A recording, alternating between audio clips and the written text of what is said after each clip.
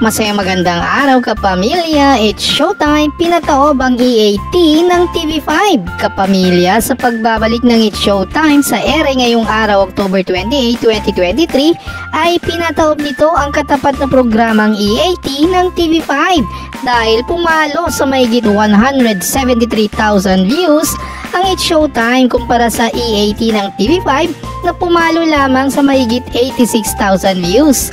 Kapamilya, patunay lang ito na mas pinapanood ang It's Showtime sa mga online platforms kumpara sa mga katapat nitong mga programa tulad ng EAT ng TVJ. At syempre, patunay din ito na sobrang na-miss ng madlang people ang It's Showtime matapos itong suspendihin ng MTRCB sa loob ng 12 days. Anong sa inyo kapamilya?